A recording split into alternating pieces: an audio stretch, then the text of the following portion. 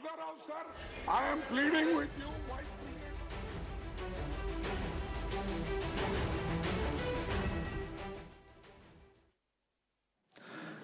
कल प्रधानमंत्री जी ने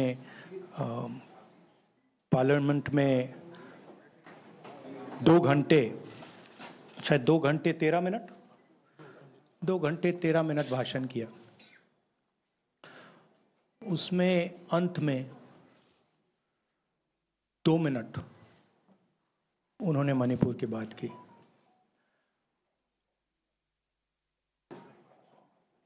मणिपुर में महीनों से आग लगी हुई है, लोग मारे जा रहे हैं, बलात्कार हो रहा है, बच्चों को मारा जा रहा है। और अगर आपने देखा होगा कल, तो प्रधानमंत्री हंस हंस के बोल रहे थे, मुस्कुरा रहे थे, जोक्स क्रैक कर रहे थे, हंस रहे थे। ये उनको शोभा नहीं देता है। हिंदुस्तान का प्रधानमंत्री, अगर इस देश में हिंसा हो रही है, दर्द हो रहा है, हिंदुस्तान के प्रधानमंत्री को 2 घंटे मजाक नहीं उड़ाना चाहिए। विषय कांग्रेस नहीं था, विषय मैं नहीं था, विषय मणिपुर है। मणिपुर में क्या हो रहा है और उसको एकदम क्यों नहीं रोका जा रहा है, ये विषय है। मैं आपको अपना एक्सपीरियंस देता हूं, जो मैंने शायद अभी तक बोला नहीं, शायद पहले बोल देना था। मैं अब तकरीबन 19 साल से राजनीति में हूं और मैं हर स्टेट में गया हूं। बाढ़ आए, तूफान आए, सुनामी आई थी, हिंसा होती है, हम जाते हैं। 19 साल के एक्सपीरियंस में जो मैंने मणिपुर में देखा और सुना, वो मैंने कभी पहले नहीं सुना था। मैंने पार्लियामेंट में बोला कि प्रधानमंत्री जी ने, अमित शाह जी ने भारत माता की हत्या की है, मणिपुर में भारत को खत्म कर दिया है। मैंने ऐसे नहीं बोला था, ये खोखले शब्द नहीं है। मैं आपको समझाता हूं मैंने ये बात बोली क्यों। जब हम मणिपुर पहुंचे, हम लैंड किए, हमें मणिपुर में दौरा करना था। जब हम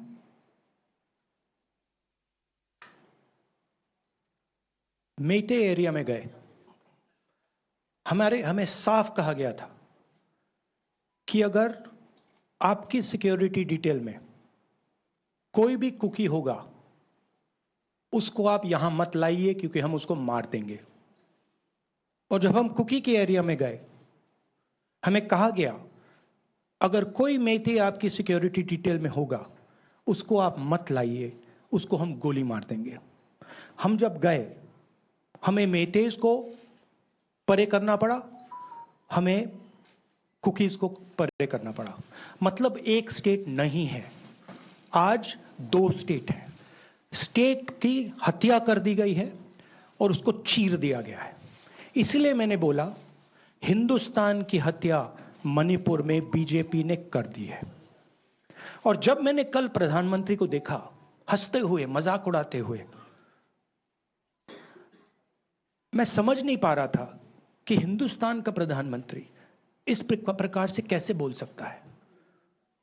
प्रधानमंत्री को यह पता नहीं लग रहा है कि हमारे देश में क्या हो रहा है। छोड़िए, नहीं जाना चाहते हैं, उसके भी कारण हैं, शायद मैं बता नहीं सकता हूं आपको,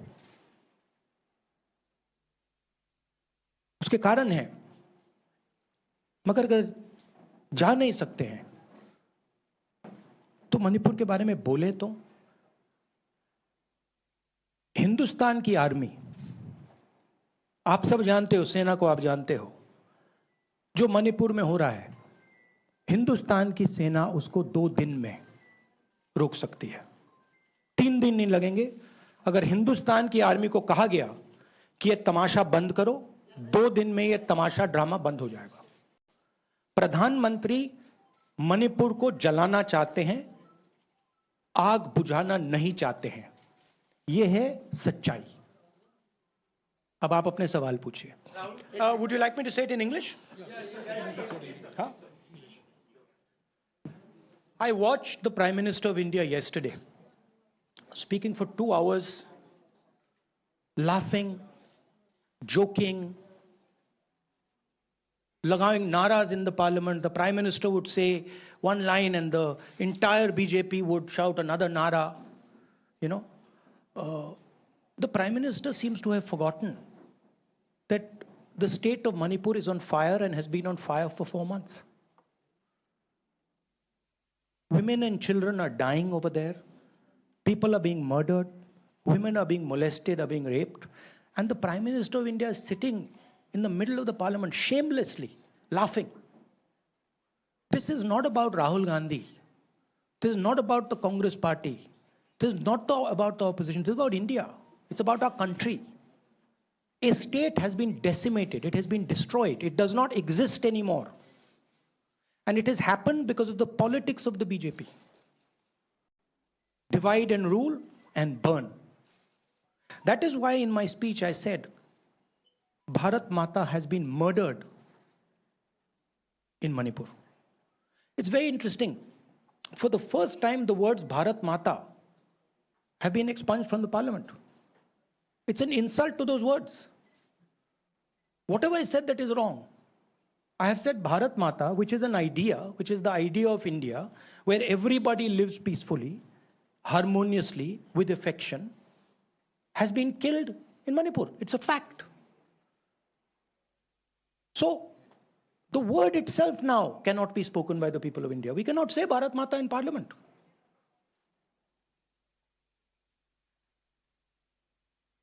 I want to tell you about my own personal experience of Manipur. I've spoken to you about, I spoke in parliament about the women I met, the pain I heard, but I want to tell you why I said India has been murdered in Manipur. And I said it because Manipur no longer exists as a state. A state requires control. A state requires authority. That is disappeared in Manipur. It does not exist. And I saw this with my own eyes. When we went to Manipur, when we went to the Meitei area, we were categorically told that please ensure, we want you to come, we love you, but please ensure that if there are any cookies in your security detail, they do not come into our area or we will shoot them. When I went into the cookie area, we were told the same thing. We love you, we want you to come. But please make sure, if there are any Meiteis in your security detail, we will shoot them. Do not bring them here. Before going to the Meitei area, we had to remove all cookies from our security detail. Before going to the cookie area, we had to remove all Meiteis from our security detail. When we went there, the security forces, central security forces, told us we have never seen anything like this. We were told it is completely outside our control. Okay? That is why I said Manipur has been murdered by the BJP, and the idea of India has been murdered by the BJP in Manipur. I was not speaking metaphorically. I was speaking literally. Now, the Indian Army, it will take the Indian Army 2 days to put an end to the nonsense that is going on in Manipur. The Prime Minister refuses to stop the fire. He wants Manipur to burn. He allows Manipur to burn. Because if he did want it to stop, there are tools in the hands of the Indian government that can stop it immediately. I know. I have full faith in our army. I know.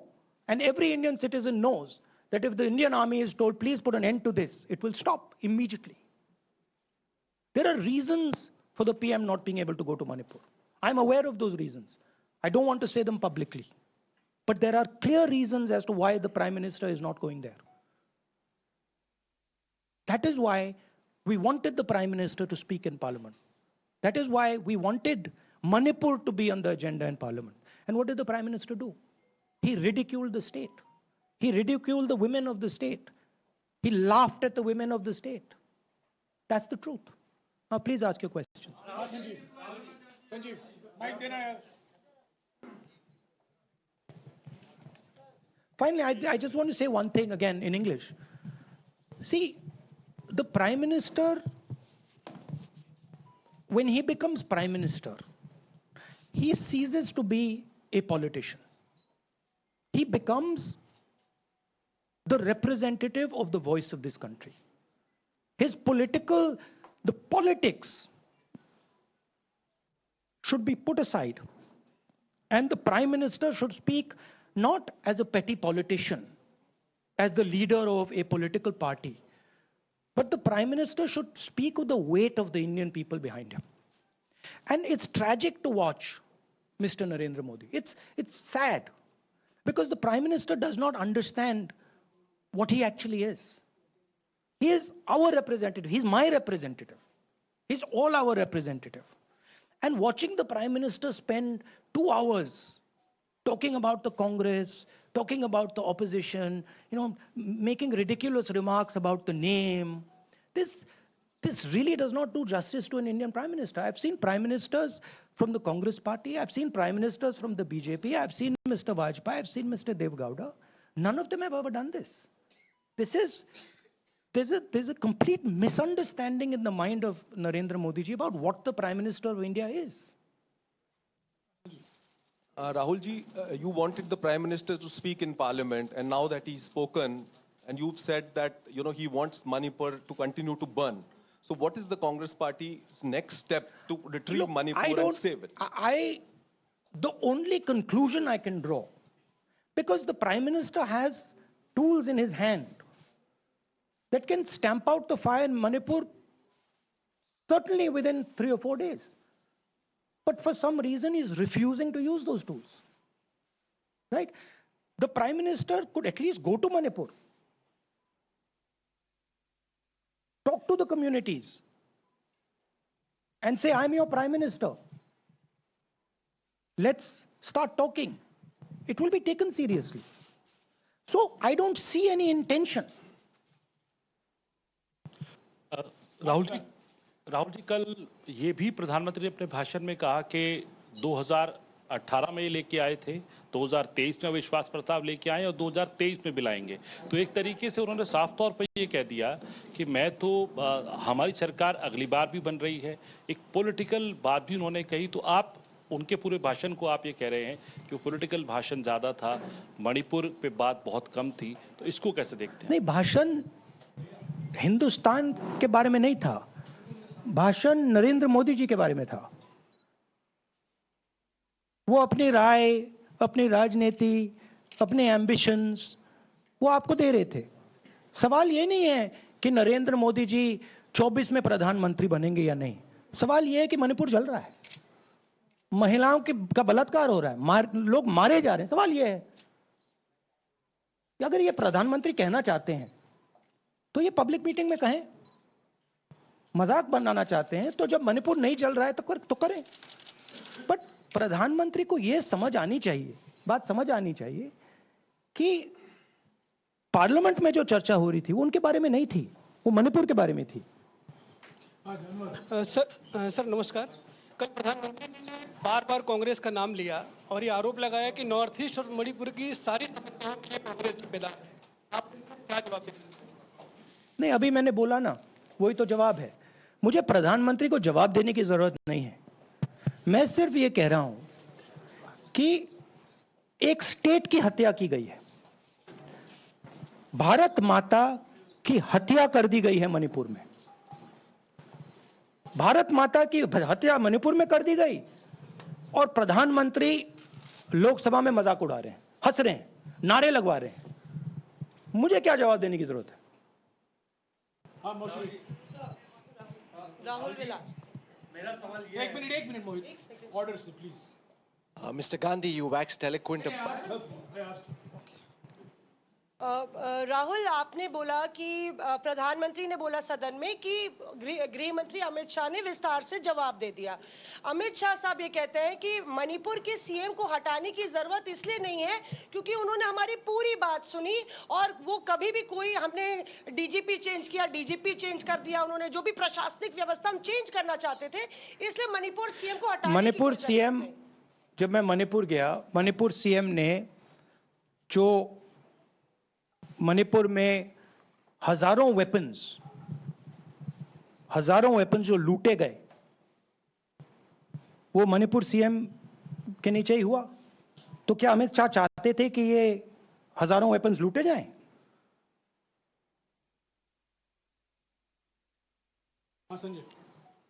Rahul ji, जो हिंसा चल रही है, क्या अमित शाह चाहते हैं कि हिंसा चलती जाए? चीफ मिनिस्टर उसको रोक नहीं पा रहा है। अमित शाह जी कह रहे हैं कि भैया वो हमारी बात मान रहा है, तो क्या आप चाहते हैं कि मणिपुर चलता जाए? राहुल जी, एक संसद में एक नया ट्रेंड दिखाई दे रहा है कि कई सेशन से अपोजिशन के एमपीज या तो सस्पेंड हो रहे हैं या डिस्क्वालीफाई हो रहे हैं, या एक सेशन से ज़्यादा ये अपोजिशन के एमपीज का जो प्रिविलेज मोशन या प्रिविलेज रूल्स के तहत जो डिस्क्वालिफिकेशन हो रहा है या सस्पेंशन हो रहा है, इसका जो ट्रेंड बढ़ रहा है, इसको आप लोग कैसे एड्रेस करेंगे? आप देखिए, एमपीज को निकालें, वापस डालें, हमारा काम बदलता नहीं है। हमारा लक्ष्य जो मणिपुर में हो रहा है उसको रुकवाने का है।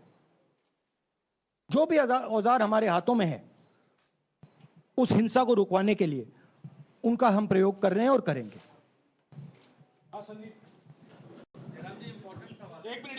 Yeah, Mr. Gandhi, you talked about using the army, deploying the army to control violence. You spoke that in Parliament. You've repeated here. But the BJP has criticized you and even previous Congress governments, saying that we want to solve the issue through dialogue. And they've criticized that in the 60s, in 64, the Mizo National Famine Front was bombed by the Indian Army, by the Indian Air Force.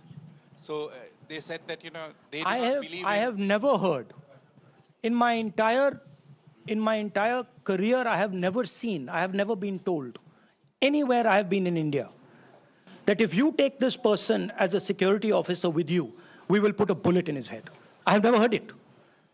And I heard it twice in Manipur. That means there is no dialogue in Manipur. There is pure violence taking place in Manipur. The first step is to stop the violence, put an end to it.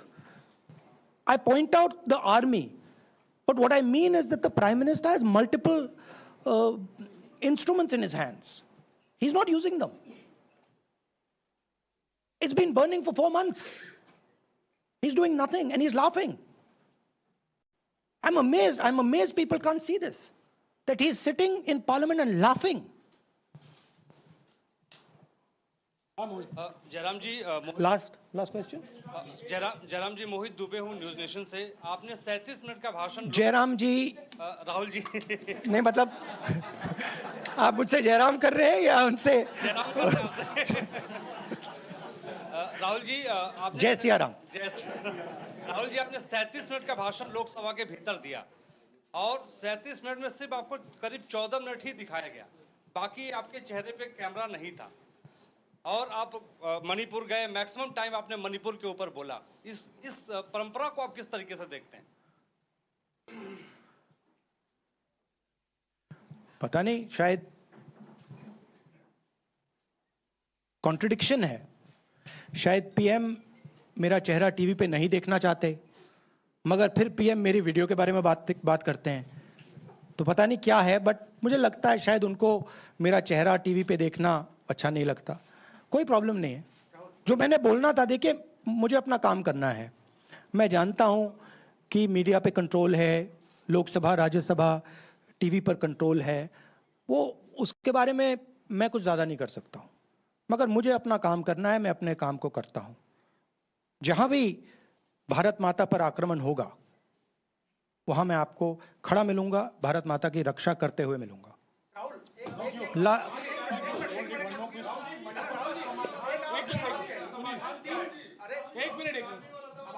हाँ.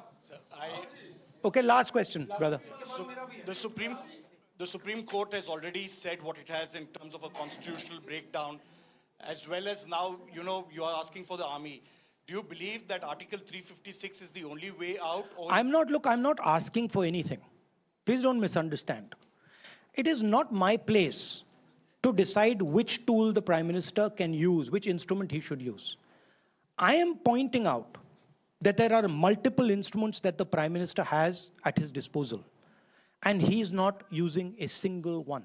I'm pointing out that Manipur has been burning now for 4 months, and the Prime Minister is in a very good mood. He's sitting in Parliament, he's laughing, he's joking, his entire cabinet is in giggles. This, to me, seems completely insane. This has got to stop. India is burning in Manipur. The idea of India has been destroyed in Manipur.